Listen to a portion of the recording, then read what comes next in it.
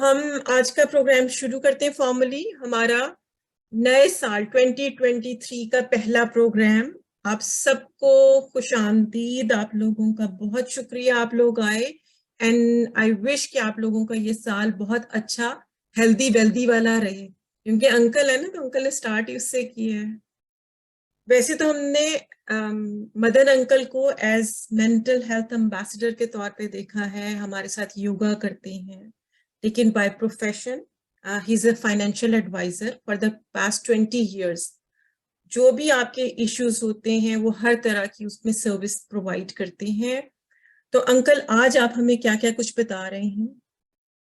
अभी मैं पटारी खोलने वाला हूँ, जो निकलेगा देखते जाइए। जितनी देर में आप पटारी खोलेंगे तो जिसले जो कंफर्टेबल है अपना कैमरा ऑन करने में वो ऑन कर लीजिए। हमारा प्रोग्राम रिकॉर्ड भी हो रहा है, लाइव भी जा रहा है, और जिन्होंने पर्दे के पीछे से बात करनी है वो पर्दे के पीछे से बात कर ले। ठीक है नरेंद्र आंटी? अगर मैं क्वेश्चन पूछूंगा तो जिसने बोलना हो वो क्वेश्चन कर सकते हैं, जहाँ जवाब दे सकते हैं। जी अंकल पूछिए, आप क्वेश्चन स्टार्ट कीजिए। Okay, should I start? जी जी। Thank you. I am going to share my screen. You see this screen? जी। Alright, thank you very much Surendra. सबसे पहले happy new year to all and everyone, and I hope the new year will be a better, prosperous, peaceful year for everybody. When we use the word prosperous, we normally talk about finances. And this is what I'm trying to talk to you today about finances and how important is the finances. अगर मैं short में कह दूं, how important is the money?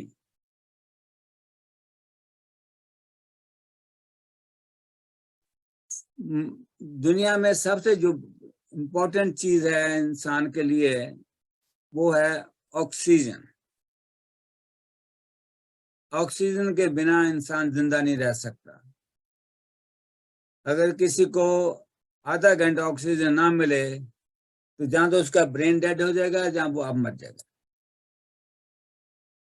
अब उस जितना ही important है finances. अगर आपके पास पैसा नहीं है, मनी नहीं है, धन नहीं है, तो आप ऑक्सीजन नहीं ले सकते।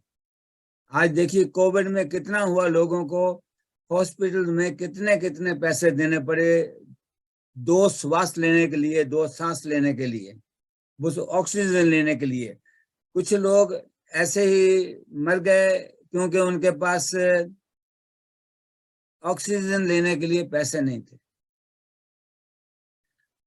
तो आज जो मैं बात करने वाला हूं ये जेनेरिक है। मैं पहले आपको डिस्क्लेमर भी दे दूं कि this is a generic presentation. ये सभी को अप्लाई नहीं करेगा, इसमें से कुछ को करेगा, कुछ नहीं करेगा। अगर किसी को डिटेल में जाना होगा तो वो मेरे से अपॉइंटमेंट बना सकते हैं, क्योंकि मैं सभी की प्रॉब्लम्स का नहीं डिस्कस कर सकता और ना ही वो मुमकिन है करना।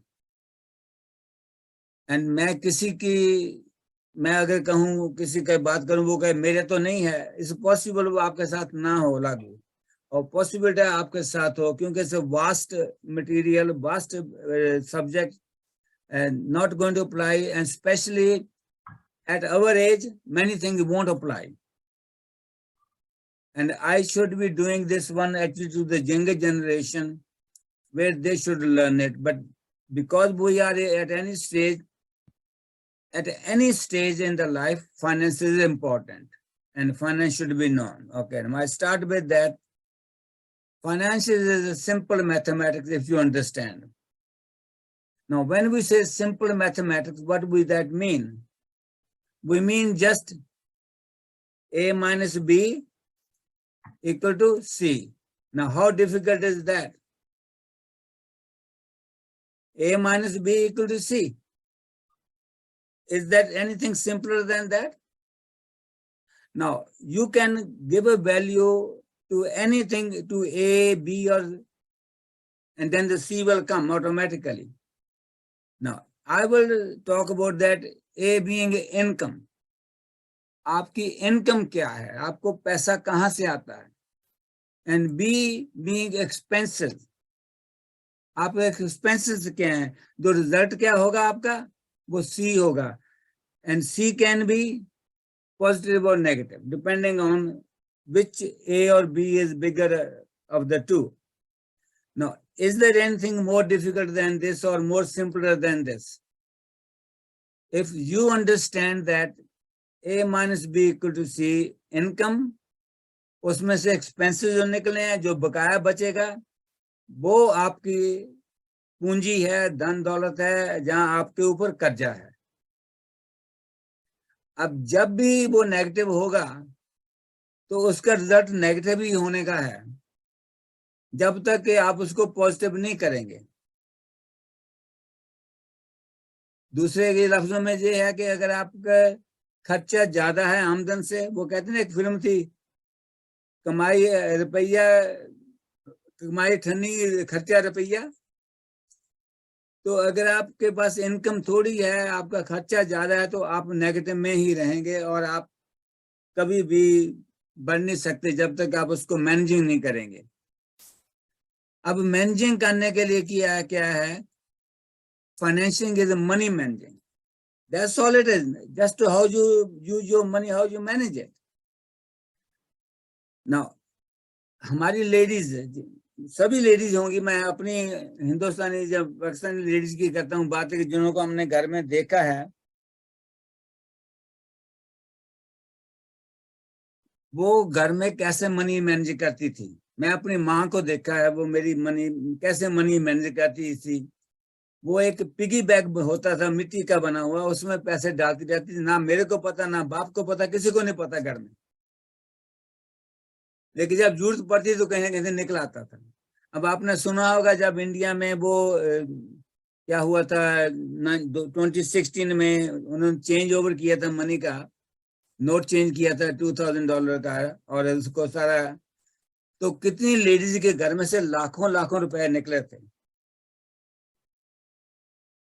लेकिन किसी को पता नहीं कि उसके पास लाखों रुपया है पड़ा. किसमें पड़ा है? चावल के डब्बे में, आटे के डब्बे में, दाल के डब्बे में. आप आदमी सारी उम्र निकाले, कभी नहीं निकाल सकता. तो finance is just a money managing. What it is? To control your debts, debits, investments, planning, retirement, protecting yourself from the frauds. ये सारा मनी मैनेजमेंट की चीजें हैं. आप इनको कैसे करते हैं? आपका डेट कितने हैं, आपकी इन्वेस्टमेंट कैसी है, आपने प्लान कैसे किया है उसको, और आपके पास जो है आप उसको कैसे संभालते हैं. चोर आपके आले द्वारे खड़े हैं, साथ में खड़े हैं आपको लूटने के लिए हमेशा ही. जहां पैसा आएगा चोर पहले आ जाएंगे वहां पर. तो हम कैसे इसको लूटें, कैसे निकालें? अब क्या है कि बहुत से लोगों को शायद ये पता हो या ना पता हो कि डेबिट एंड डेट में फर्क है. पहले कुछ देर मेरे को भी नहीं पता था ये क्या है. अब जो डेबिट है, ये है आप जो चीज खरीदते हैं, जैसे मकान लिया, मॉर्गेज ली, उसको कहते हैं डेबिट. और डेट होता है जब आपने बैंक को पैसा दिया, देना है आपको, उसको करना है, वो थोड़े अमाउंट का चलता है. तो बड़ी चीजें जो होती हैं जैसे मॉर्गेज है, वो है डेबिट.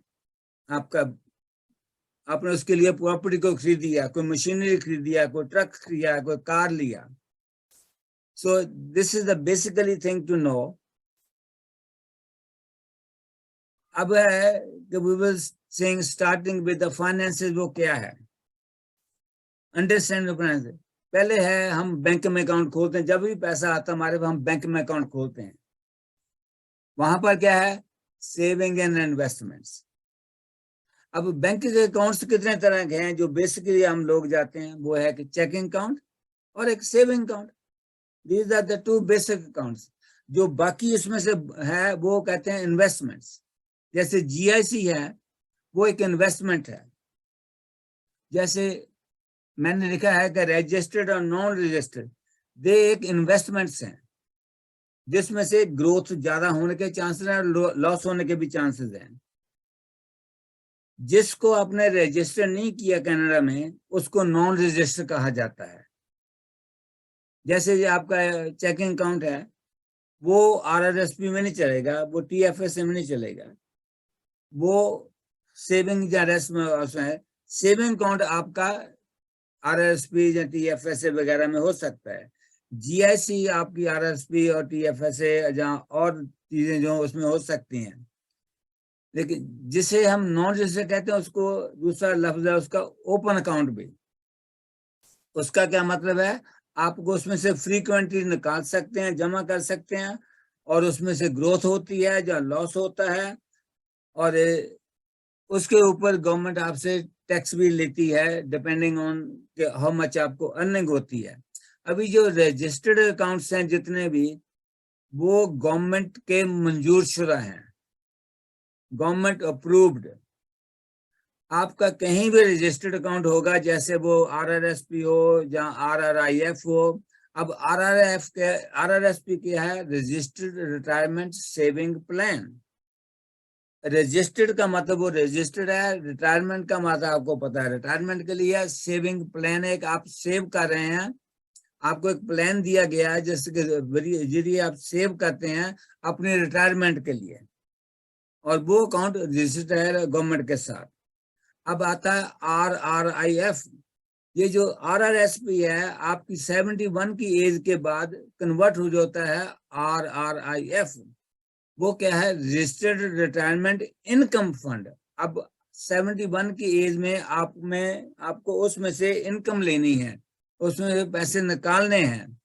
अब लीरा जो है वो जो होता है जहां आप काम करते हैं किसी कंपनी में भी, और उस कंपनी की अपनी प्लान है रजिस्टर्ड प्लान, तो वो क्या करते हैं कि जब आप रिटायरमेंट होते हैं, जहाँ कहीं आप काम छोड़ के दूसरी कंपनी में जाते हैं, तो वो आपकी पेंशन का कुछ पैसा निकाल के अपने लिए जमा करते हैं।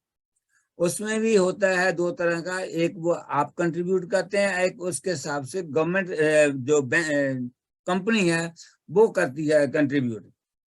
कुछ कंपनियां हैं कि आपको अगर आपने $100 किया तो वो भी $100 डालती हैं। कुछ कंपनियां हैं आपने 100 डाला उन्होंने 50 डाले। कुछ कंपनियां हैं वो कुछ परसेंटेज डालती हैं, 5%, 10%, 20%। अब जो उन्होंने डाला है पैसा कंपनी ने वो लॉक्ड होता है, जो आपने डाला है वो आप ले सकते हैं जब आप रिटायरमेंट हो, जहां आप उधर से कहीं और चेंज करें कंपनी को। जो वही लीरा जब आप 65 के बाद हो जाते हैं वो इनकम बन जाती है, लॉक्ड इन इनकम फंड। अब RESP है रजिस्टर्ड एजुकेशन सेविंग प्लान, जो गवर्नमेंट ने शुरू किया है, जो आप वो बच्चों को जन्म से लेकर 17 साल की एज तक का वो लिमिट है उनकी कि हर बच्चे के लिए आप $2500 साल के जमा करवा सकते हैं, और गवर्नमेंट आपको 20% देती है, maximum to $200 in the 17 year. और जो वो आपको बच्चे के जो आप अपना करते हैं, जब ग्रांट जमा करते हैं, वो आपकी बढ़ती है जो कम होती है, डिपेंड करता है आपने कहाँ इन्वेस्ट किया है। वो इसमें ग्रोथ भी हो सकती है, उसमें नेगेटिव भी हो सकता है। अब आता है वो है एजुकेशन के लिए आप बच्चे के, अब आता है RDSP registered disability saving plan. अब आपके घर में किसी को कोई डिसेबिलिटी है और आप चाहते हैं उसके लिए, गवर्नमेंट आपको अलाउ करती है, आपको वो हेल्प करती है कि आप उसके लिए कुछ पैसा डालो, और गवर्नमेंट उसके साथ में आपको कुछ अमाउंट देती है depending on your income. It could be up to 3 times the amount you do it. अगर आपने 1000 किया तो गवर्नमेंट आपको 3000 तक दे सकती है। वो गवर्नमेंट से ग्रांट मिल रही है आपको, वो डिपेंड करता है आपकी इनकम के ऊपर और उसकी एज के ऊपर। जो भी डिसेबल्ड पर्सन है, ओनली अप टू डू वो 49 years ऑफ एज जो पर्सन है उसका। अब लास्ट वन आता है TFSA tax free saving account. अब ये जो टैक्स फ्री का मतलब है, इसका मतलब है कि आपने उस पर जो भी उसकी आमदनी होगी, जो ग्रोथ होगी, जो ब्याज मिलेगा, उस पर टैक्स नहीं देना। और कुछ नहीं है। और इसकी लिमिट है, हर साल चेंज होती रहती है। इस साल की जो लिमिट है 2023 की, वो 6500 है। अगर आप देखें किसी ने 2009 से लेके आज तक, जो 2009 में 18 साल से ऊपर था और आज तक कोई पैसा नहीं किया, उसके ऑलमोस्ट $88,000 वो जमा कर सकता है इसमें, उस पर कोई टैक्स नहीं लगेगा। चाहे वो 88,000 का 1 लाख बन जाए, या 88,000 का 50 बन जाए, उसमें भी ग्रोथ होती है, प्लस और माइनस। तो इस तरह से ये जो अकाउंट्स हैं आपको सभी जगह मिलेंगे, बैंकों में मिलेंगे, और जो एडवाइजर्स हैं मेरे जैसे उनसे भी मिलेंगे। अब जो ये सारा कुछ उसमें से क्या हो रहा है, बजटिंग बहुत जरूरी है इसको करने के लिए। अब बजटिंग क्या चीज है? पहले तो आपके पास पैसा होना चाहिए, जैसे इनकम। आपको देखना है कि मेरा खर्चा कितना है। इस सभी को करने के लिए मैं कहता हूँ, हमेशा कहता हूँ, मैं खुद आप करता हूँ, आप एक लिस्ट बनाएं कि मेरे को रोज की जहाँ जितनी भी इनकम आती है वो किस डेट को कितनी इनकम आई, और मेरा एक line by line, date by date कितना खर्चा हुआ। At the end of the week, end of the month, end of the year, जब आप देखें, आप उनको जमा करेंगे तो आपको चलेगा कि मेरे को इनकम कितनी हुई है, मेरा खर्चा कितना हुआ है, जो उसका A माइनस B, जैसे मैंने कहा, A being income, B being expense, जो C बचेगा अगर तो वो पॉजिटिव में है तो इसका मतलब आपकी सेविंग है। अगर वो नेगेटिव है इसका मतलब आप अपनी चादर से पैर बाहर निकाल रहे हैं। वो कहते हैं ना, उतने पैर पसारो जितनी आपकी चादर हो। जो अब जब जो वो नेगेटिव आ जाएगा तो इसका मतलब आपका खर्चा बढ़ गया आपकी इनकम से। तो फिर लोग क्या करते हैं, कहीं ना कहीं से बोरो करते हैं कुछ, उसमें कि हम बाद में बात करेंगे।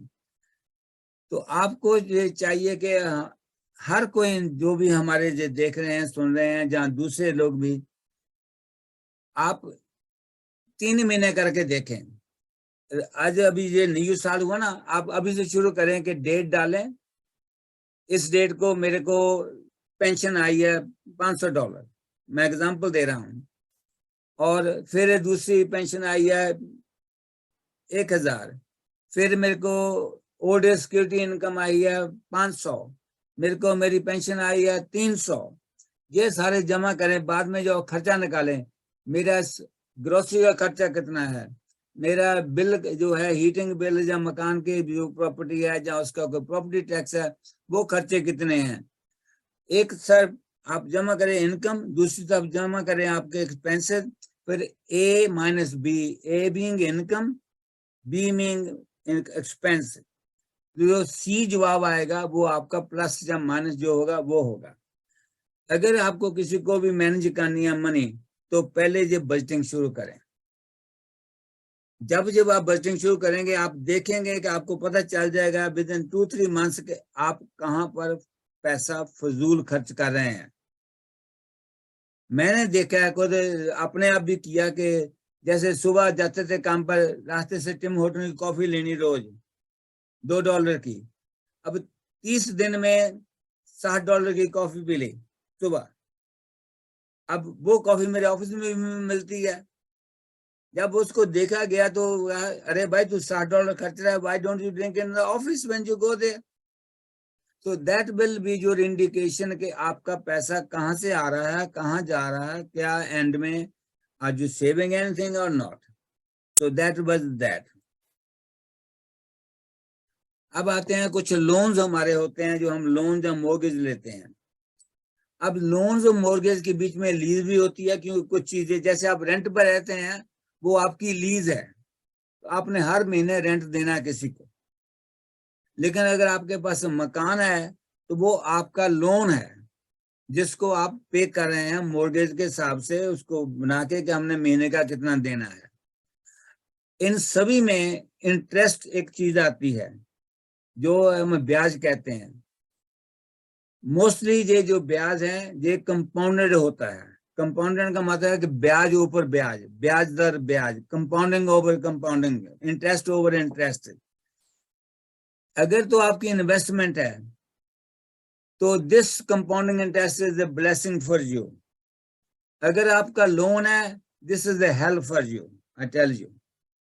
क्यों? कि वो इंटरेस्ट पर इंटरेस्ट ले रहे हैं। जितनी फ्रीक्वेंसी ज्यादा होगी उतना ही आप इंटरेस्ट ज्यादा पे करेंगे, जितनी फ्रीक्वेंसी कम होगी उतना आप इंटरेस्ट कम पे करेंगे। सो this is how this mortgage loans and mortgages go. अभी तक किसी को कोई क्वेश्चन है? Anybody raise hand or say it? चलिए आगे चलते हैं। अंकल मेरा क्वेश्चन है। हाँ जी। एक तो मैं वेलकम कर लूं नैयर जी को और कमलजीत जी को, आप भी क्वेश्चन अपने तैयार रखिएगा।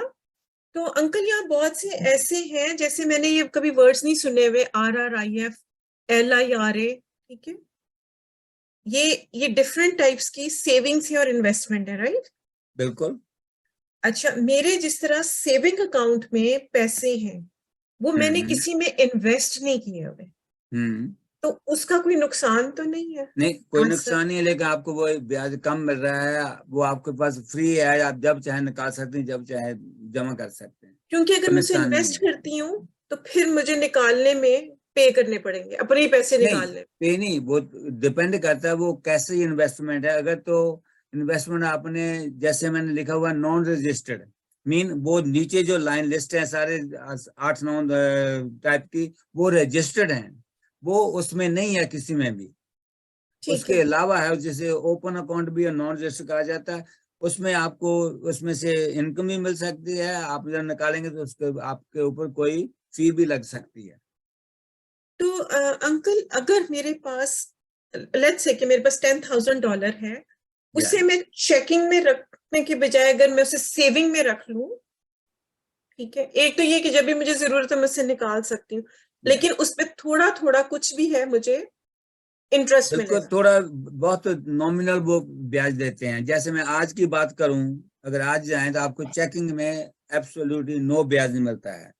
चेकिंग का मतलब है कि आपको फ्री, आप चेक लिखें, पेपर किसी को दे दें, आपने बैंक में पैसे नहीं निकालने। सेविंग का मेजोरिटी ऑफ द टाइम आपको पैसा निकालना पड़ता है, फिर आपको किसी को देना पड़ता है, जहां उनसे कोई चेक या ड्राफ्ट लेना पड़ता है बैंक से। सेविंग में आपको थोड़ा सा चेकिंग से ज्यादा ब्याज मिलता है, लेकिन जो आज की इन्फ्लेशन है उनके हिसाब से अगर आपको वो 1% ब्याज देते हैं और 7% इन्फ्लेशन है तो you are in the negative. Okay, 1% income हुई, 7% खर्चा हो गया, ठीक है, you are in the negative उस हिसाब से।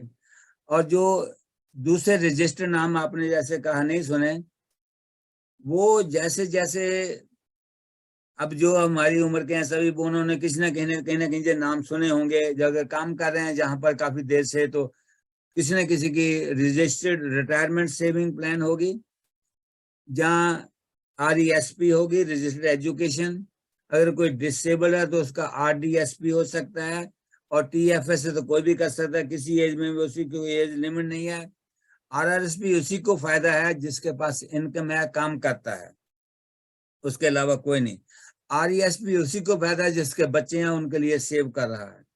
RDSP उसके लिए फायदा है जो डिसेबल है किसी कारण, वरना जो डिसेबल नहीं है उसको कोई RDSP करने की जरूरत नहीं, होगी भी नहीं। अगर मेरे बच्चे नहीं है तो मेरे को एजुकेशन लेने की जरूरत नहीं है, क्योंकि मैंने किसी को स्कूल भेजना नहीं है। अगर मैं अब इस एज में हूँ 71+, तो मेरे को RSP की जरूरत नहीं है।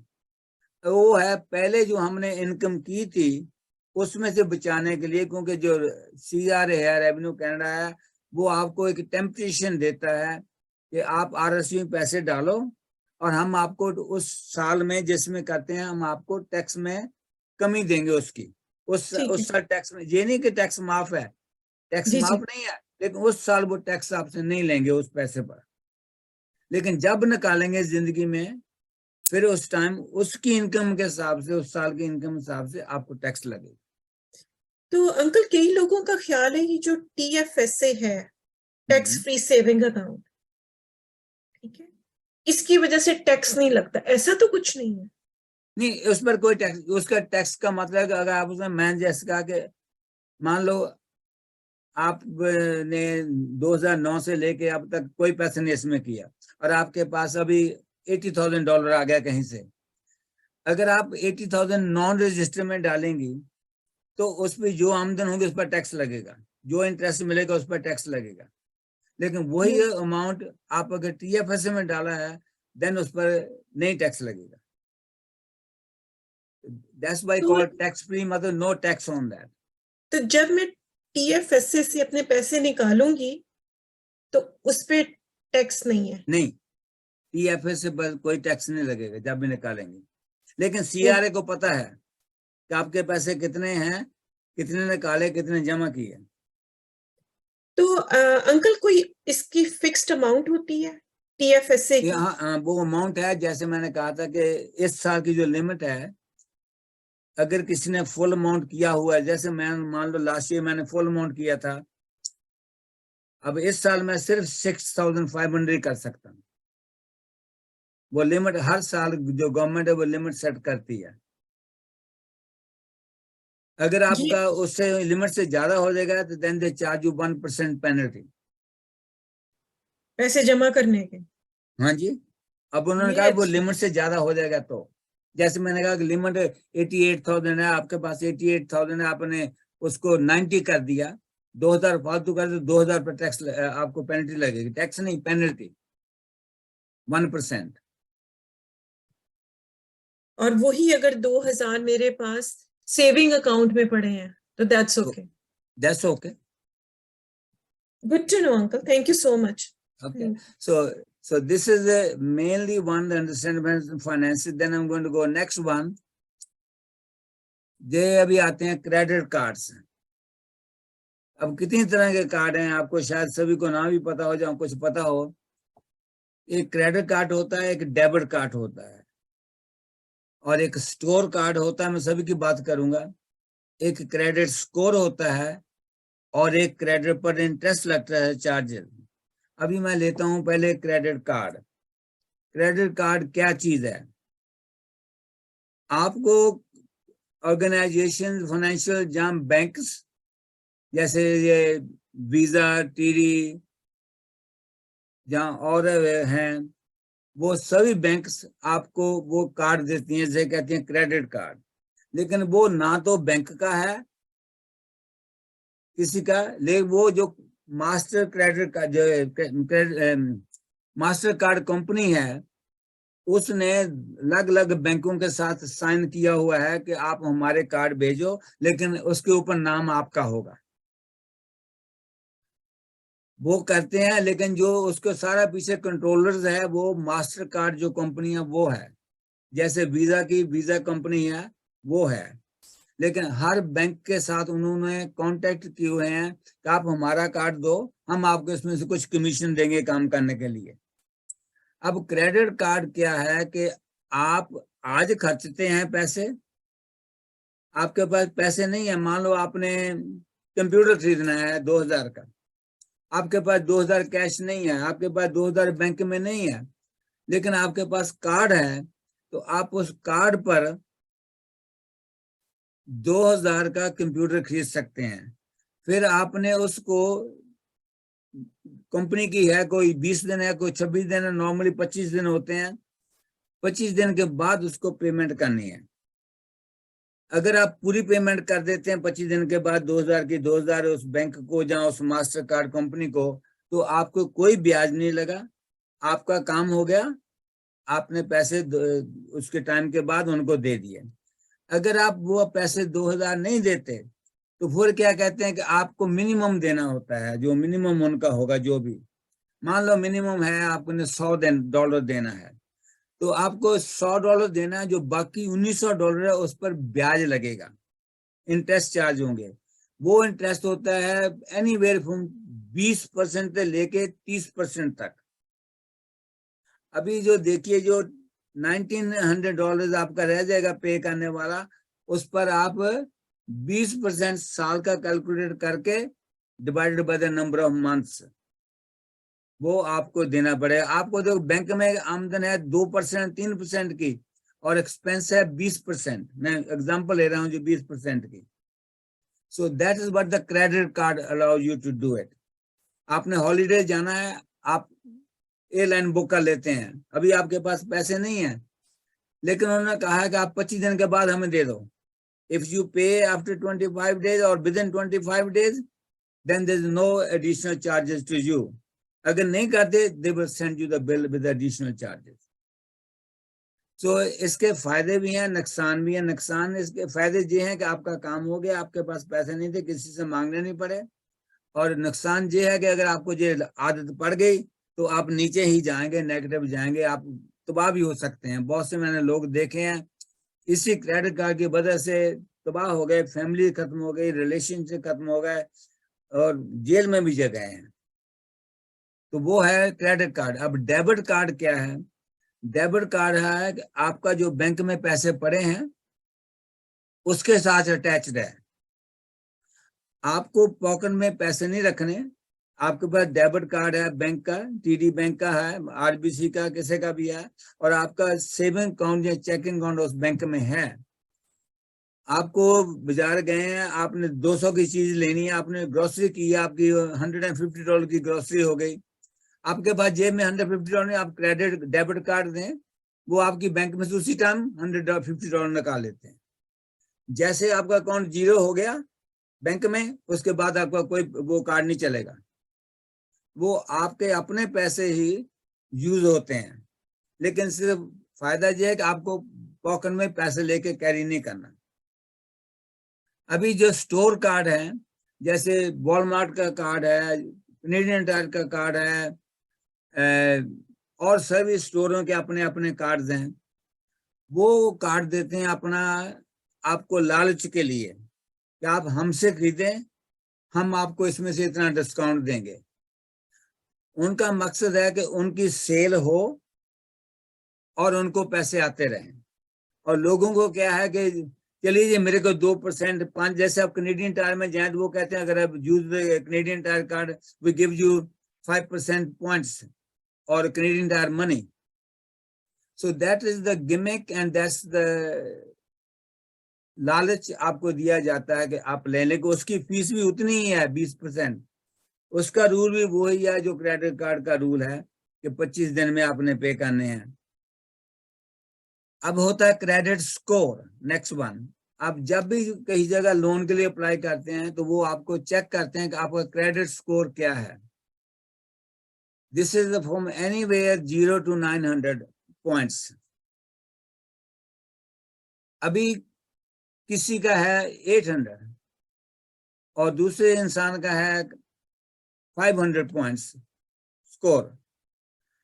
अब वो लोन लेने जाएगा 500 वाला, तो लोन देने वाली कंपनी वो कहे कि हम इसको लोन नहीं देंगे, जहां उसको एक्सपेंसिव ज्यादा चार्ज करेंगे इंटरेस्ट रेट. जितना आपका स्कोर क्रेडिट स्कोर लो है उतने आप रिस्की हैं. कोई आदमी या कोई बैंक या कोई फाइनेंशियल आपको लोन नहीं देना चाहती, क्यों? वो स्कोर आपकी आदत बताता है कि आपकी एक्सपेंसिव हैबिट्स क्या हैं. अभी ये देखा गया है कि आपके पास 4-5 कार्ड हैं. आपके पास कैनेडियन टायर का भी है, वॉलमार्ट का भी है, आपके पास मास्टर कार्ड भी है, आपके पास वीजा भी है, आपके पास किसी और फर्नीचर स्टोर का कार्ड भी है. अब यूज कोई नहीं कर रहे हैं. सिर्फ होना ही आपका है कि आप उनको यूज कर सकते हैं. अगर आप यूज कर सकते हैं तो आपको उसमें डेबिट में डेट में जा सकते हैं, कर्जाई हो सकते हैं वो लेने के लिए. तो उनको पहले ही है कि आप ये आदमी की ये हैबिट है कि ये कभी भी कहीं भी इसको इस्तेमाल करके पैसा ले सकता है, बाद में हमें दे या ना दे. तो that's a risk to you. जैसे वो आप कहते हैं मैंने आपका स्कोर चेक किया जी, आपका स्कोर तो 560 है, तो we not approving you this sale. और किसी का है 850, we saying come on, we give you the money, you are a good habit, you pay it back in time. और जैसे आपने एक पेमेंट मिस की, थोड़ा सा नुकसान, 2 की बहुत नुकसान, 3 मिस की तो आपको वो लॉक कर सकते हैं, हमने आपको देना ही नहीं, पहले वो पूरा करो. और आपके लाइफ टाइम के लिए भी कभी कभी लॉन्ग टाइम के लिए भी वो दब्बा लग जाता है कि ये आदमी क्रेडिट वर्दी नहीं है. तो हमेशा मैं ये कहता हूँ यूज इट वाइजली, समझदारी से इसको इस्तेमाल करो कार्ड को, कोई भी कार्ड है। आप डेबिट सबसे अच्छा है क्योंकि वो आपके पैसे हैं बैंक में, आप उसमें से यूज कर रहे हैं, लेकिन वो जब करेंगे उसी टाइम निकल जाएंगे बैंक से। वो 25 दिन की आपको इजाजत नहीं मिलती ना, वो आदमी बाद में आपको कोई इंटरेस्ट चार्ज करेगा, आपके पैसे उसी टाइम चले गए स्टोर वाले को जहाँ से सामान लिया। अभी नेक्स्ट आता है हमारा इंश्योरेंस। इंश्योरेंस क्यों इतनी इंपॉर्टेंट है, हम इंश्योरेंस क्यों करवाते हैं? आम लोगों को मैंने सुना है जो कहते, अरे भाई मैंने इंश्योरेंस करवाई, मैं तो मर गया, मेरी बीवी ने बाद में इस्तेमाल किया, बच्चों ने किया, मैं क्यों पैसे दूं? अरे भाई आप ठीक कह रहे हैं, उसमें कोई झूठ नहीं है। अगर ऐसा ही करना था तो आपकी शादी ना करो, बच्चों को ना बनाओ, करे करो, उसका ना ध्यान रखो, बाद में वो जहां मांगते हैं मांगते रहे, किसी से हाथ फैलाए रहे, कुछ भी करें ना करें। अभी आपके पास मकान है, आपकी इंश्योरेंस नहीं है, तो अब मर गए, उसकी पेमेंट होगी तो वो जो बिल्डर है, जो मॉर्गेज देने वाली कंपनी, वो कहेगी हमें अपना मकान दे दो, आप जाओ जहीं में जाना है, बन जो भिखारी। तो अगर आप उसको प्यार करते हैं तो करते हैं, नहीं करते तो नहीं करते। ये कोई ऐसी नहीं बात है, ये डिपेंड करती है आपके अपने ऊपर सोच पर। हम देखिए कार की इंश्योरेंस करवाते हैं, क्यों करवाते हैं? कि इन केस एक्सीडेंट हो गया, हमें किसी दूसरे की कार जो टूटी उसके पैसे ना देने पड़े, वो आपको इंश्योरेंस कंपनी देती है। अगर उसके नहीं बगैर भी गाड़ी हुआ नहीं चला सकते, हाँ इसलिए जी, करवानी पड़ती है। उसके हाँ बगैर जी, गाड़ी नहीं चला सकते। क्या कहा उस्मा जी? मैंने कहा उसके बगैर गाड़ी सड़क पे नहीं ले जा सकते, इसलिए करानी हाँ, पड़ती, अगर मजबूरी अगर है। अगर जो गवर्नमेंट ये भी रूल बन रहा है कि आप लाइफ में आप कुछ कर ही नहीं सकते जब तक लाइफ इंश्योरेंस नहीं कराएं, तो वो भी बन रहा है, लेकिन वो नहीं करवाते, वो नहीं बना रूल, ठीक है। अब ये जो आप इंश्योरेंस करवाते हैं, आप इसलिए करवाते हैं कि जो मेरा एसेट है, जो चीज हमने किया उसको प्रोटेक्ट करने के लिए और अपने आप को प्रोटेक्ट करने के लिए।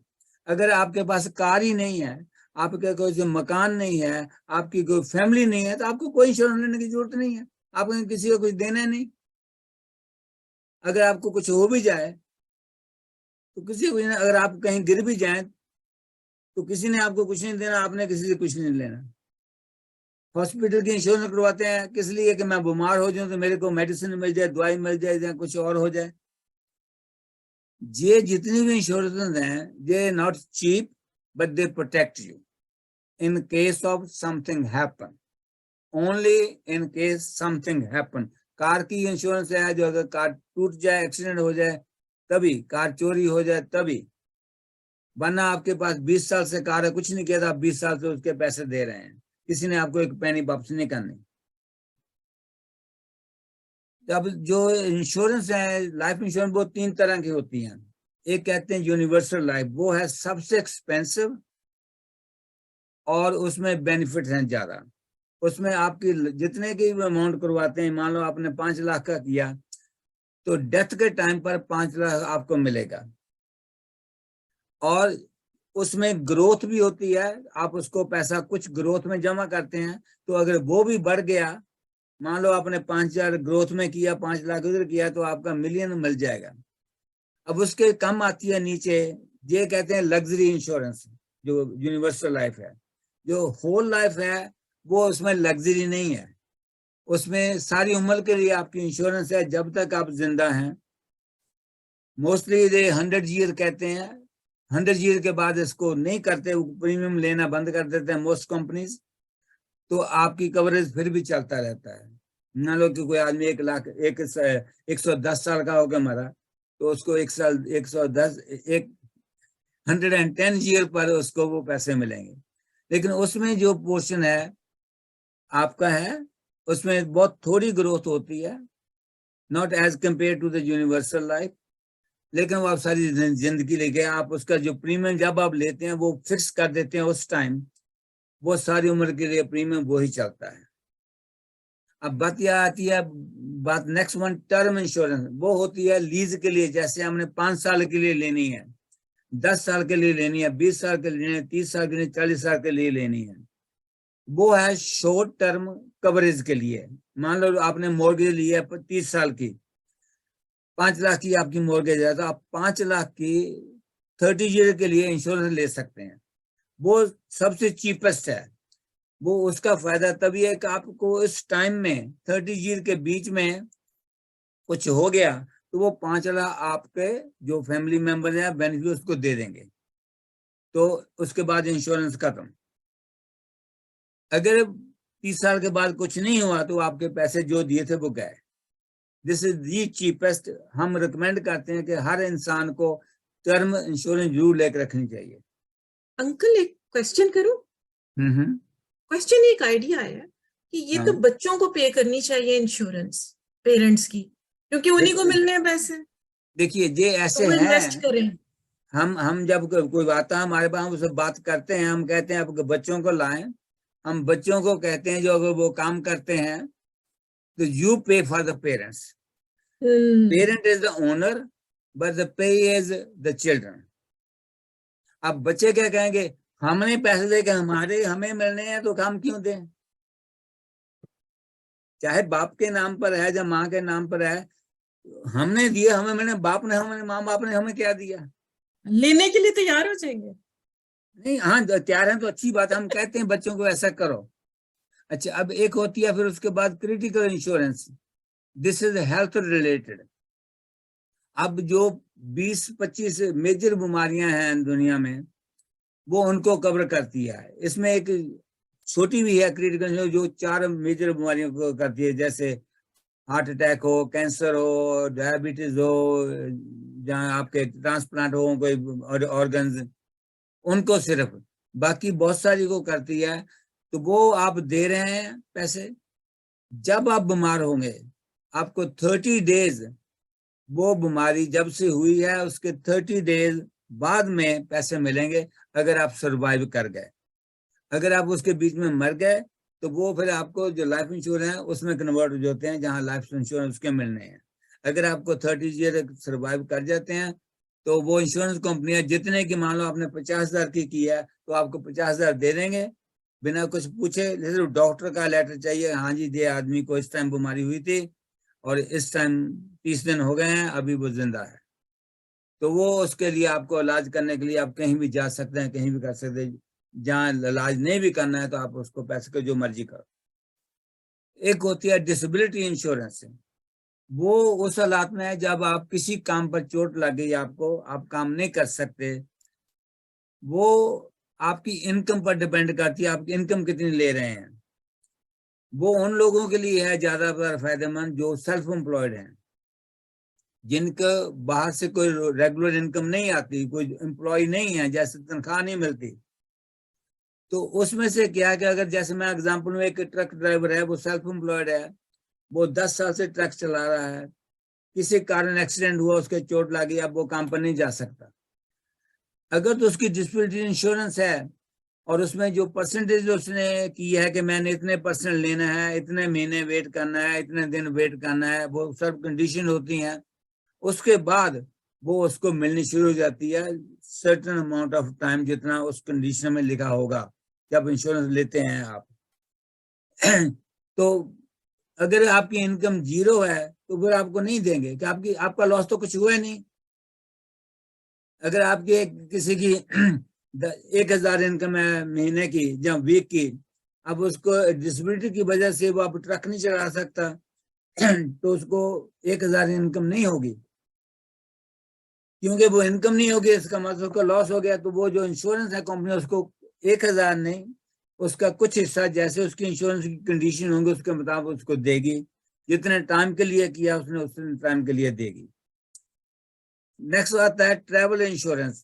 जैसे आप ट्रैवल कर रहे हैं, आप इंश्योरेंस लेके जाते हैं कि मेरे को ट्रैवल के दौरान किसी वजह से मैं बीमार हो जाता हूँ कहीं पर, तो उस टाइम मेरे को कहीं हॉस्पिटल में जाना पड़ जाए तो आप वो क्लेम कर सकते हैं अपनी इंश्योरेंस कंपनी से। मैं आज बताऊं, मैं आज अपनी वाइफ के लिए देख रहा था इंश्योरेंस जाने के लिए, ट्रैवल, मेरे को इंग्लैंड जाना है नेक्स्ट वीक। अब मैं बताऊं, मेरी टिकट से ज्यादा इंश्योरेंस है। टिकट है $650 की, इंश्योरेंस है उसकी अकेले की $840 की 30 दिन के लिए। Because of her age, because of the problem she has in the life. लेकिन अगर कुछ हो जाए वहां पर, तो वो जो $800 है मैंने देना है, it cover up to $5 million की कॉस्ट का। अगर मेरे को हॉस्पिटल में वहां जाना पड़ जाए और वो कह दे कि तेरा 2 लाख बिल आ गया, तो वो इंश्योरेंस देगी, मैं नहीं दूंगा। अब सोचना ये है कि आप उसको लें या ना लें। हाँ जी उजमा जी। लगता है सिर्फ मेरे ही क्वेश्चंस और कमेंट्स आ रहे हैं। हम्म। तो अंकल मुझे ये बताइए कि मैंने ये सुना है कि ओहिब कवर करता है अगर आप मुल्क से बाहर हो और आपको कोई ट्रीटमेंट करानी पड़ जाती। ओहेब बहुत मिनिमम अमाउंट कवर करता है, $100-200। ओके। और दूसरा, क्या ये ट्रेवल इंश्योरेंस आपकी टिकट की भी इंश्योरेंस करती है? कुछ जो क्रेडिट कार्ड्स के थ्रू होते हैं वो करती हैं। क्योंकि मुझे अभी 2 दफा ठीक ठाक डज पड़ गई है, मैं जा नहीं सकी, तो वो चेंज नहीं मैं करा सकी टिकट। और 2 अभी टिकट्स। देखिए, आप जो हमने बात की ना क्रेडिट कार्ड्स की, जी जी। उनमें सभी कार्ड नहीं, एरो वाले। नहीं जो भी होंगे, मैं एरो की किसी की बात नहीं कर, सभी कार्ड नहीं, हर कंपनी के हर बैंक के अलग अलग कार्ड हैं, अलग अलग उनकी फीस हैं। कोई ठीक है। 200 फीस चार्ज करता है, कोई नो फी है। जैसे जो नो फी वाले होते हैं उसमें आपको कोई बेनिफिट बहुत कम होते हैं या नहीं होते, और किसी के आपको 200 दे रहे हैं साल की फीस, उसमें ज्यादा होंगे, 400 वाले में उससे ज्यादा होंगे, गोल्ड कार्ड लेंगे उसमें ज्यादा होंगे और बेनिफिट। तो this is depending on the fees you पे एंड सम। अभी मैं ही बताऊं, मैंने अपनी टिकट पहले 18 जनवरी की बुक की थी जाने के लिए, मेरे अंकल की डेथ हो गई, अब मेरे को पहले जाना है। तो जो मैंने अपने क्रेडिट कार्ड को किया, उन्हें कहा कि आप नई टिकट ले लो, आप हमें उसका भेज दो सारा रिसीट वगैरह, हम आपको जो डिफरेंस है वो पे कर देंगे, ओरिजिनल का नहीं, जो उससे ऊपर लगा पैसा। क्योंकि अब मैं कार्ड का $150 उनको देता हूं, तो वो 150 है वो मेरे को कवर कर रहे हैं, part of that as an insurance. कहते हैं ट्रिप इंटरप्शन। मेरा ट्रिप जो है इंटरप्ट हो गया because of the death in the family. अभी जो उसमें इंश्योरेंस है वो सारा कुछ नहीं कवर करती इतना। So they are different card, different benefit, different coverage. तो बेसिकली पैसा ही पैसे को खींचता है। ऑफ कोर्स ऐसा मनी। है तो कवरेज है सारा कुछ। खालिद बिल्कुल साहब का बिल्कुल। कोई। जी, खालिद साहब का कोई क्वेश्चन है? चलिए और क्वेश्चन है? अच्छा अभी मैं आप आगे उसके बाद जी कह रहा था हेल्थ इंश्योरेंस। हाँ मैंने जी, क्वेश्चन लिखा भी है। हाँ जी बताइए, पूछिए। भाई मैं अपनी बात करूंगा क्योंकि मैं ऑलरेडी कार्डिक हूँ और 2015 में मेरा बाईपास ओपन हार्ट सर्जरी हुआ था सेंट माइक टोरंटो से, जी। और डायबिटिक भी हूँ और एचबीपी हाई ब्लड प्रेशर भी है। तो उसके लिए क्या है कि वो इंश्योरेंस अगर करानी हो तो इसके लिए क्रिटिकल कौन सी कैटेगरी में आएगा? देखिए वो आती है क्रिटिकल हेल्थ के जो होते हैं उसे क्रिटिकल इंश्योरेंस कहते हैं। अगर आपको कोई बीमारी लग गई है, मैं बता दूं पहले, तो आपकी क्रिटिकल इंश्योरेंस होनी बहुत डिफिकल्ट है। देखिए एक बात सिंपल सी है इंश्योरेंस के बीच में, जो इंश्योरेंस के बारे में है, जितने आप यंग हैं और जितनी आपकी हेल्थ अच्छी है उतना सस्ता है। जैसे आपकी हेल्थ खराब हो जाएगी, आप एज बढ़ जाएगी, तो आई एम राइट साइड 60। अब वो डिपेंड करता है कि आपकी हेल्थ में कितनी रिपोर्ट्स हैं, आपको कौन सी बीमारी है। जैसे मैंने एग्जांपल दी मेरी अपनी वाइफ की, मैंने अभी आप खुद ही किया, मैं खुद इंश्योरेंस करता हूं, मैंने खुद कंपनी से बात की है, तो उन्होंने मेरे को $840 बताया कि उनको कैंसर भी हो चुका है, उनको डायबिटीज भी है, उनको ब्लड प्रेशर भी है, उनकी एज भी है 80+। अब इन सबको देखते हुए उनको चांसेस है कि इसको कुछ ना कुछ होना है। वो अपने कवरेज करने के लिए, कुछ होने के लिए वो आपके प्रीमियम हायर चार्ज करते हैं। तो अभी मैंने अपना पूछा, मेरे को कोई बीमारी नहीं है, मेरी एज जरूर है, सबको देखा रिकॉर्ड, वो कहते हैं तेरी इंश्योरेंस 400 में हो जाएगी। अभी मेरी 400 है, उसकी 800 है, क्योंकि इंश्योरेंस का मतलब ये है कि उनको क्या चांसेस है कि हमें पैसा देना पड़ेगा क्लेमेंट को। तो जितने उनको डर हैं, जितने उनको चांस है कुछ होने के डर है, तो वो आपको उतना ही प्रीमियम ज्यादा करें। जहाँ कह दें, मैं बताऊं, मैंने टीडी से को पूछा, टीडी ने कह दिया हम आपकी बात की इंश्योरेंस नहीं करेंगे। देखो मैं खुद इंश्योरेंस करता हूं, मैं बताऊं, लेकिन हम इंश्योरेंस कंपनी के पास जाते हैं, इंक्वायरी करते हैं, तो उन्होंने खुद मेरे को कहा कि they won't do it my wives insurance. लेकिन दूसरी कंपनियां वो कहने को करने को तैयार है, वो कहते हैं हम इतने पैसे चार्ज करेंगे। 30 दिन के लिए जाना हमने, 29 डेज, 30 भी नहीं 29 डेज। तो ये जो इंश्योरेंस है आपका हेल्थ है। अच्छा, अब जो हेल्थ इंश्योरेंस होती है वो है आपकी दवाइयों के लिए, जहाँ आपके दांतों के लिए, जहाँ किसी और चीज के लिए, आप जैसे कहते हैं हॉस्पिटल इंश्योरेंस है, आप प्राइवेट लेते हैं लोग, कि मैं अगर हॉस्पिटल में मेरे को कहते हैं कि आपके इलाज के लिए आपको 6 महीने वेट करना पड़ेगा, तो प्राइवेट इंश्योरेंस आपके पास है, आप किसी प्राइवेट डॉक्टर के जाते हैं, आपका इलाज जल्दी हो जाता है, तो आपको जो इंश्योरेंस है वो कवर करती है। और अगर आप दवाई ले रहे हैं फार्मासिस्ट से, आपके पास कोई इनकम नहीं है, कुछ और नहीं है, तो वो कहते हैं आपकी जितनी फीस है, लेकिन आपने हेल्थ इंश्योरेंस की है तो आपकी इंश्योरेंस कहती है हम आपको 50%, 60%, 100% वो देंगे, तो वो दे देते हैं। नहीं बाद मदन जी, में मेरा आता, क्वेश्चन ये है कि मेरी हो सकती, मैं ओसेप पे हूँ, आई एम स्टडीइंग देखिए ये अब पैरालीगल। जो खालिद साहब, जो हो सकती है वो तो आपसे बात करके फिर बताया जा सकता है कि हो सकती कि नहीं हो सकती। हाँ मैं तो फोन पर नहीं बता सकता कि हो सकती कि नहीं हो सकती। अगर होगी तो उसकी प्राइस क्या होगी वो भी नहीं मैं बता सकता। चलो ठीक है, वो मिल के फिर कर लेंगे। चलो और हाँ किसी जी, को आप चलिए। ले लें, टाइम उनको दे दें। अच्छा, किसी और का क्योंकि क्वेश्चन है? मैं बिफोर आई गो फर्दर, चलिए आगे चलते हैं। प्रोडक्ट इंश्योरेंस होती है, जैसे हम जैसे टीवी की इंश्योरेंस करते हैं, कार की इंश्योरेंस करते हैं, आप कंप्यूटर की इंश्योरेंस करते हैं, आपने जो माउस लिया उसकी भी इंश्योरेंस करवाते हैं, जो भी आप चीज लेते हैं, आपने ग्लासेस लिए उसकी भी इंश्योरेंस करवाते हैं कि टूट जाए तो इसकी भी इंश्योरेंस है। हर चीज की इंश्योरेंस मिलती है और हर चीज की आपको कीमत पे करनी पड़ती है। अब आपको देखना है कि मेरे को ये करनी है या नहीं करनी है, या मेरे को मिलना है या नहीं मिलना है। मैं अपनी बात बता रहा हूँ, वो ये सुबह की, तो उसने कहा मेरे को कि अगर आप डिडक्शन दे दें $500 क्लेम का, तो आपकी इंश्योरेंस सस्ती हो जाएगी। कितनी होगी मैं बताऊं आपको, $500 देना है, 840 से कम होके 820 हो जाएगी। जब क्लेम आएगा 500 मैंने अपनी पॉकेट से देना है। अगर अब ये भी देखने वाली बात होती है कि अगर आपका क्लेम आ गया 10,000 का, तो आप कहेंगे कोई बात नहीं 500 दे दो, $20, लेकिन फिर भी आपका क्लेम तो 10,000 का पूरा हो गया ना। तो दे डिपेंड्स ऑन मेनी थिंग्स कि आप क्या करते हैं। जब भी करो किसी के साथ इंश्योरेंस के लिए, please ask all the questions, don't just rush it. मैं कहता हूँ, मैं कोई इंश्योरेंस करता हूँ, मैं रश नहीं करता। सारी बात करो, सारा कुछ बताओ, सारा बताओ। कम से कम एक बात जरूर कहूंगा कि इंश्योरेंस के लिए कभी झूठ मत बोलो, कभी भी।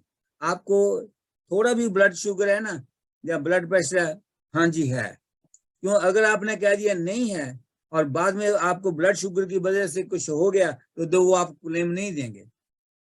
मेरे क्लाइंट थे, अभी वो कोई 10-12 साल की बात है, तो उसकी डेथ हो गई, तो उसने कहा कि मैं शराब नहीं पीता। अब जो उनकी डेथ हो गई 4-5 साल के बाद, तो उसकी वाइफ मेरे पास आई, कहते मेरे हस्बैंड डेथ हो गई। तो मैंने कहा भाई क्यों हो गई? तो हॉस्पिटल डॉक्टर का सर्टिफिकेट लगाओ कि reason of the death, the reason of death है कि ओवर ड्रिंकिंग, लिवर डैमेज। जब इंश्योरेंस को भेजा, वो कहते सॉरी ही टोल्ड लाइज। उन्होंने बता दिया कि he is been drinking since the age of 16-17, तो उसको वो पैसा मिला नहीं। अब मैं क्या करूंगा और को कौन क्या क्या करेगा? इसलिए इंश्योरेंस के लिए मैं कहता हूँ कभी मत झूठ बोलो, जो है सच बता दो, क्योंकि एंड में अगर कहीं जरूरत पड़ गई, नहीं हुआ, तो आप सभी को गालियां देंगे। अभी आता है उसके बाद प्लानिंग का। हर चीज दुनिया में प्लान करनी पड़ती है आपको। अब आप घर बैठे हैं, आप प्लान कर रहे हैं, जो प्रोग्राम देख रहे हैं आप प्लान कर रहे हैं कि मैंने कितने मिनट, कितने घंटे, कितनी देर देखना है, कहाँ से देखना है, ये सभी प्लानिंग होती है। Planning is the money management. आप उसको कैसे मैनेज करते हैं, उसकी प्लान कैसे करते हैं। अभी हम कहते हैं कि रिटायरमेंट प्लानिंग, हमने यूज किया था RRSP, रिटायरमेंट प्लानिंग। आपने अभी प्लान करना है, आपको 30 साल है, 40 साल है, 50 साल है कि मैं रिटायरमेंट में मेरे को क्या करना है। उसमें के लिए हम थोड़ा थोड़ा कैसे सेव करें कि जब हमारी उम्र आए हमको किसी के आगे हाथ नहीं फैलाने पड़े, किसी को कहना नहीं पड़े कि हमें दो। और देखिए, अगर आप काम कर रहे हैं तो आपकी इनकम 80,000, 90,000, 1,00,000 हो सकती है, लेकिन जब रिटायरमेंट हो आपकी उतनी इनकम नहीं होगी, उतनी आपको उसके इनकम बहुत कम होगी, मे बी 20, 30, 40,000 होगी। जो आप सेव करते हैं प्लानिंग करके रिटायरमेंट के लिए, अभी आपको गवर्नमेंट उसको ये इंसेंटिव दे रही है कि आपको टैक्स में से, मान लो आपका टैक्स ब्रैकेट 30% है, अभी आपने 1,000 किया तो आपको उसमें से 30% का मतलब $300 गवर्नमेंट वापस देती है, उस पर टैक्स नहीं लगाती। इसका मतलब जो टैक्स लिया उन्होंने वो आपको वापस कर दिया। अभी जब रिटायरमेंट होंगे वही 1,000 अगर निकालेंगे, आपकी इनकम 20,000 है, जब 25,000 तो आपका टैक्स 20% है, तो आपने 10% उस टाइम सेव किया। अब जो सेव किया अगर आप उसको ध्यान से नहीं सेव करेंगे, उसको प्रॉपर्ली नहीं मैनेज करेंगे, प्रॉपर्टी नहीं प्लान करेंगे, तो वो आपका पैसा गया, आप उसको तो खत्म कर देंगे और बिना किसी प्लान के आपके हाथ में से पैसा निकल जाएगा। अगर उसी को प्लान करेंगे तो वो आपका लिए फायदेमंद हो सकता है। In the later life you can use it better, do it. तो हाँ जी, कलवंत जी, आवाज नहीं, आप म्यूटेड हैं।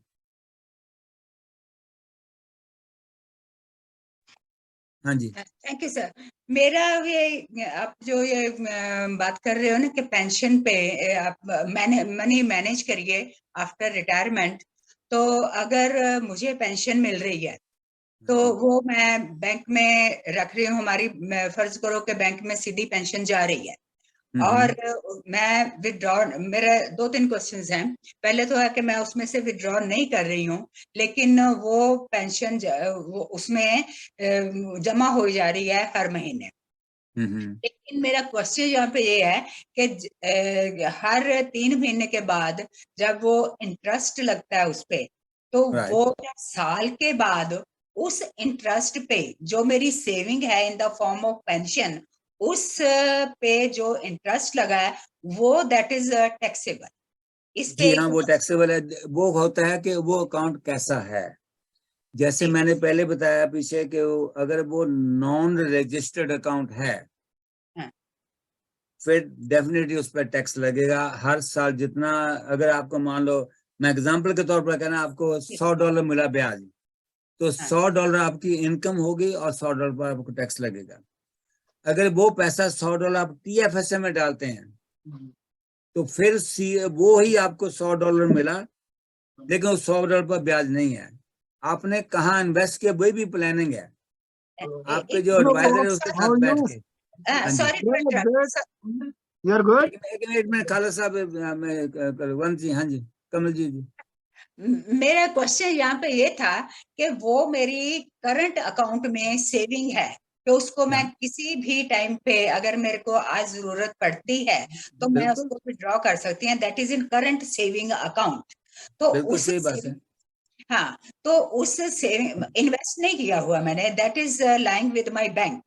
लेकिन वो उस बैंक में जब मैं किसी खास लिमिट के बाद उस पे वो इंटरेस्ट लगाना शुरू है, इंटरेस्ट पे टैक्स देना मुझे थोड़ा सा वो पेनफुल लगता है कि that is my saving, I am not consuming, I am sacrificing my current consumption and putting that amount in the savings. But वो that rather than encouraging me, they are discouraging me not to save, go for expenditure. है ना, एक ये होता है। लेकिन मेरा submission ये है कि पेंशन पे जो इंटरेस्ट होता है उस पे टैक्स नहीं होना चाहिए।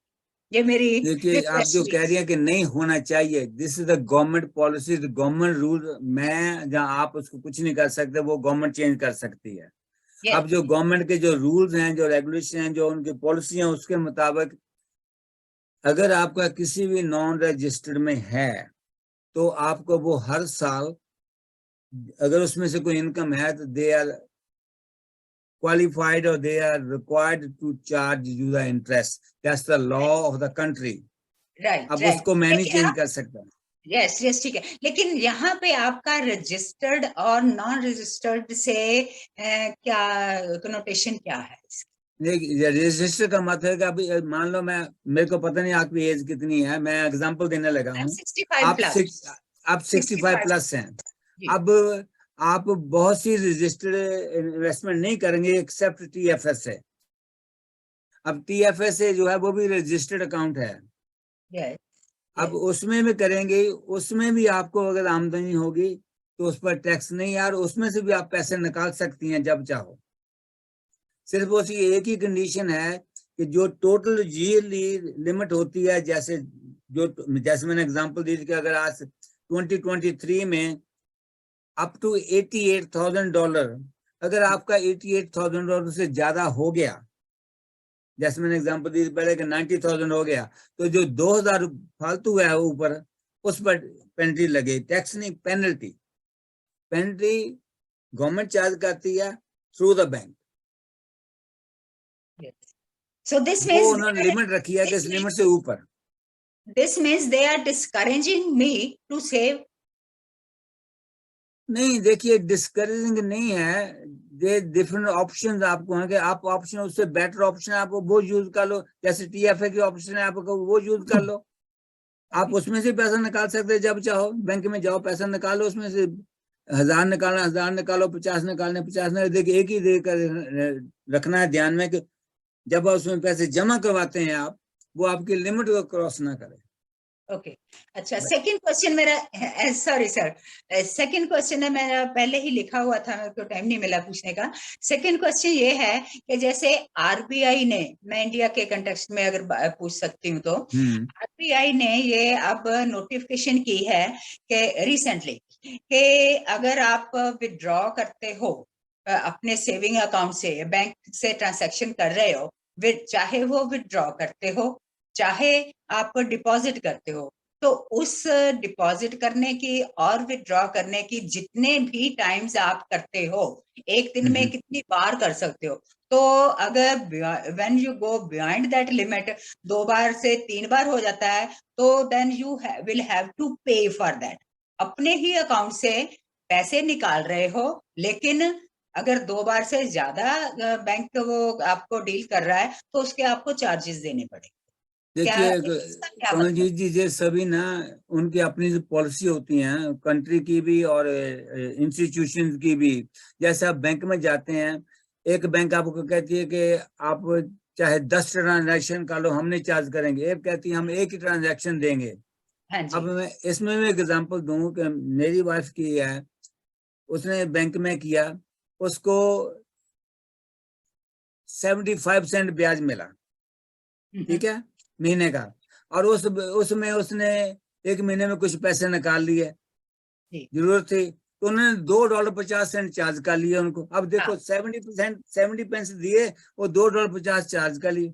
अब मैं गया बैंक से, मैंने आर्गुमेंट की, वो कहते थे this is the law, here is the writing, हमने आपकी वाइफ को बुक दी है, देखो अगर आज ये करेंगे तो ये होगा।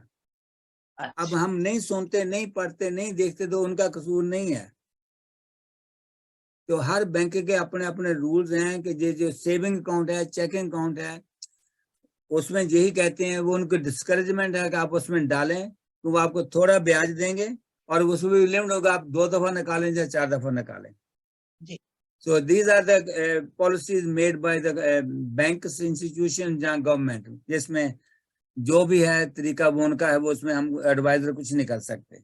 नहीं ठीक है, तो आपने शुरू में जब कहा था कि बजटिंग में 2 कंपोनेंट होते हैं, एक इनकम का और एक एक्सपेंडिचर का, है ना? तो आपकी जितनी इनकम है तो उसी हिसाब से अगर मैचिंग आप एक्सपेंडिचर कर देते हो, और जो वो डिडक्ट करना है A-B करके, जो भी आपके अगर वो बैलेंस है, that is not, income is not greater than the expenditure, है ना, एक्सपेंसिव जो भी है, तो थ्योरेटिकली ये लगता है कि this situation is good for you, लेकिन वो जो इनकम है जब हम बैंक में जमा करवाएंगे तो उसके आपको चार्जेस पड़ेंगे।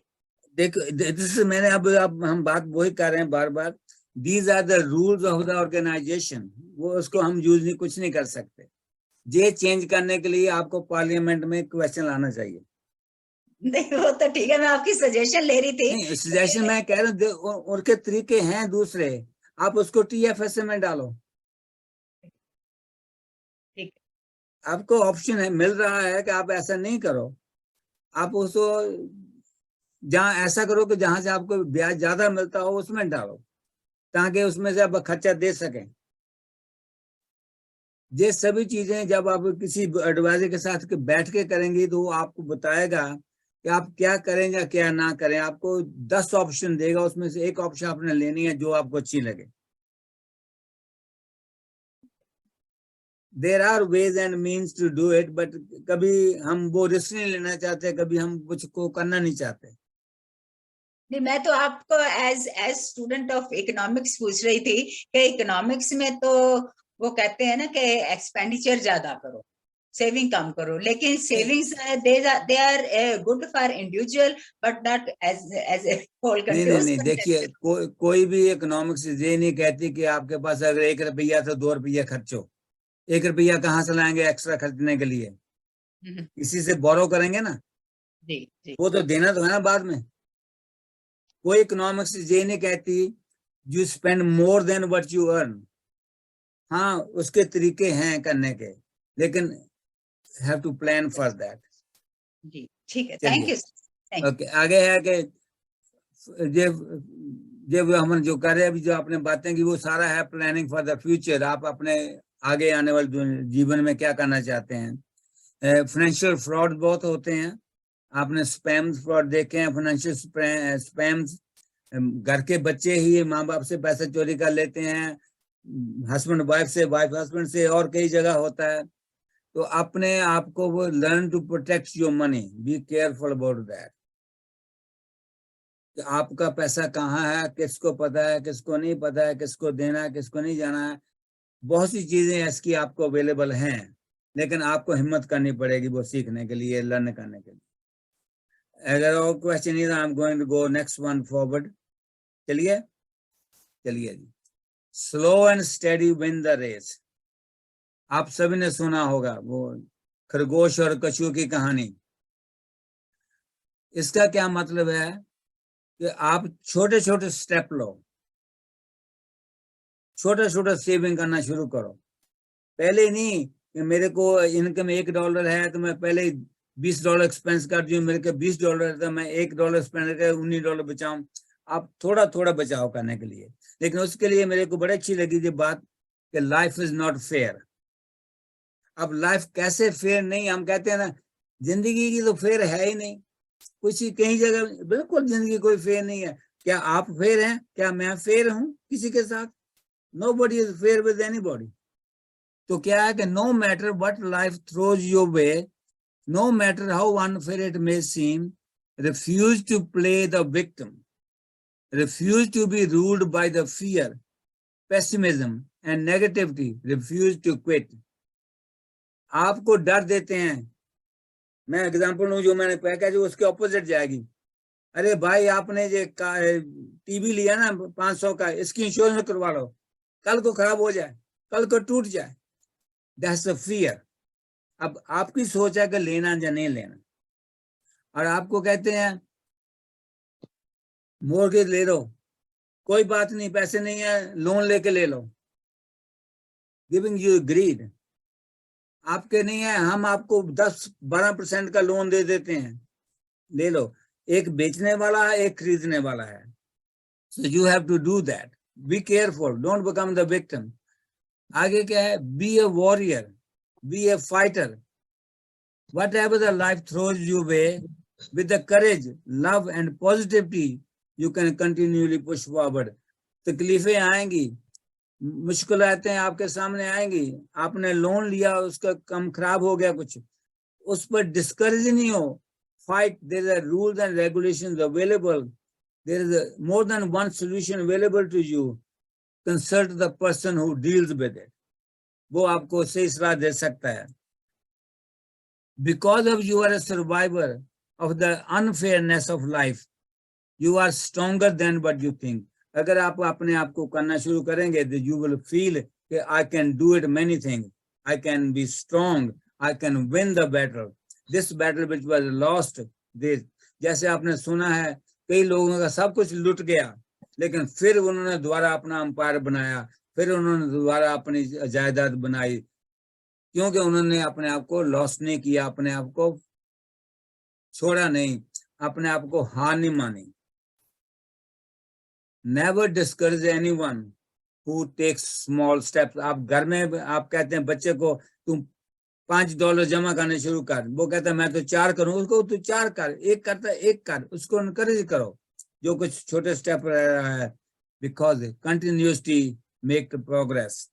आप जब चल रहे हैं रास्ते पर चलते जाएंगे तो आपको मंजिल मिलेगी कहीं ना कहीं, कहीं पर थोड़ी देर से मिल सकती है, थोड़ी दूर मिल सकती है। आपके $1 मिलियन एकदम नहीं जमा होगा, आपको 5 साल की बजाय 10 साल लगते हैं, 10 साल की बजाय 20 लग सकते हैं, आपको बीच में बहुत सारी आएंगी। आप ये कहेंगे life is not fair, but आप छोटे छोटे स्टेप लेते रहे, छोटे छोटे काम करते रहें और आपका होगा। चॉइस इज योर्स, हम कहते हैं आपकी मर्जी है जो आपने क्या करना है। आप मेरे पास है, मैं कहूंगा बाद में सारी बात करके आपकी मर्जी है क्या करना है। So there is a saying here, people do not decide their future, they decide their habits, and their habits decide their future.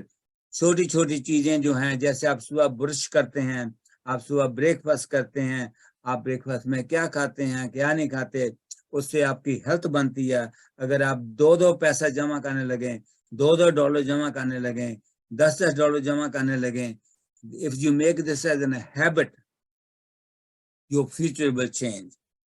20 years from now, अगर आप रोज का $1 जमा करें, साल के $365 हो जाएंगे, and multiplied by 20, in 20 years, you will have something more $7,000. आपका फ्यूचर में 20 साल के बाद जो $7,000 होंगे आपके पास, that can change your life. There are 3 C's we talk about. Now, what are the 3 C's? Choice, chance, and change. What they say, always make a choice and then take a chance on that choice, and that will change your life. So you have to make a choice. What I do, like आपने अभी बहन जी ने पूछा कि मेरे saving account में है, TFSA में है। अब आपने चॉइस करनी है कि मैंने TFSA में रखना है, सेविंग अकाउंट में रखना है। अब आपको चांस लेना पड़ेगा कि हाँ उसमें पैसा ब्याज मिलता है, कभी लॉस भी हो सकता है ज्यादा, ये नहीं कि लॉस कभी होगा नहीं। अगर वो करेंगी तो हो सकता है 10 साल के बाद आपकी लाइफ चेंज हो जाए। तो this is what important is. And अब मैं आपसे पूछूंगा जे आप क्या देख रहे हैं, आप सभी पिक्चर पर आ जाएं, अपने अपने बढ़िया चेहरे दिखाएं, आप जे बताएंगे आप क्या देख रहे हैं। जे कमल जी क्या देख रहे हैं आप? जे आपसे पूछता हूँ, म्यूटेड हैं आप। ये मुझे आइसक्रीम टाइप लग रहा है कुछ। ये बिल्कुल आइसक्रीम है, हम आपको दूसरी दिखा देते हैं जो क्या है। ये भी आइसक्रीम है, कुल्फी टाइप आइसक्रीम है। और कौन क्या देख रहा है इसको? डेजर्ट और क्या? एक आइसक्रीम स्प्रिंकल्ड है विद, एक प्लेन है और एक प्लेन है। अच्छा, अब अगर ऐसे रखेंगे तो इसका क्या होगा? आप हाथ में एक पकड़े के बैग खड़े रहे तो आपको आइसक्रीम को क्या होगा? ये हमें नजर ही नहीं आ रहा जी कुछ। इट विल मेल्ट, इसका मतलब वेस्ट हो जाएगी। तो आपको क्या करना चाहिए? खा लेनी चाहिए, खा लेनी चाहिए ना। तो if you have something in your hand, please take care of that. अगर आपके पास $2 हैं तो टेक केयर ऑफ $2। अगर आप 2 मिलियन है तो टेक केयर ऑफ 2 मिलियन। अगर आपकी हेल्थ अच्छी है तो take care of your health. So whatever God has given you, whatever you have in your hand, whatever the assets you have, whatever the money you have, take care of that. Beautiful. If you do not take care of that, you will lose it sooner or later. So that's what I'm saying to end with this one. आप जब भी आपको पैसे की खर्चने की जहाँ save करने जगह, जैसे लॉली को जहाँ आइसक्रीम को याद कर लें, अगर मैं हाथ में पकड़ी हुई है मैं इसको नहीं खाऊंगा तो पिघल जाएगी, मेरे हाथ से निकल जाएगी। तो कुल्फी है। तो आपका कहने का मतलब ये है कि खाओ पियो ऐश करो। बिल्कुल, खाओ पियो ऐश करो, लेकिन with a sense, not over, without sense. ये भी नहीं कि आप कुल्फी है खा ली, लेकिन कल के लिए आपने कुछ बताया बचाया ही नहीं। आपके पास चार पांच है तो 4-5 आज ही खा लो, उसको फ्रिज में रख दो 2 दिन के लिए। तो कहने का मतलब है कि जो कुछ भी आपके पास है, प्लानिंग करो। आप धन कहें धन ले लो, नॉलेज कहें नॉलेज ले लो, कोई एसेट है उसको ले लो, हेल्थ को ले लो, जो कुछ भी आपके हाथ में है। मैं हमेशा पहले भी कहा कई दफा, your life is in your own hands. वो फाइनेंशियल लाइफ भी हो सकती है, वो फिजिकल लाइफ भी हो सकती है, वो रिलेशनशिप लाइफ भी हो सकती है। Take care of that if you want to go long way. अगर आपको लॉन्ग वे नहीं जाना है तो then you do whatever you want to do. I have got nothing to do. You have choices. Make a choice, take a chance, and change yourself. With that, I say thank you very much for listening, and I'm open to again if you have any questions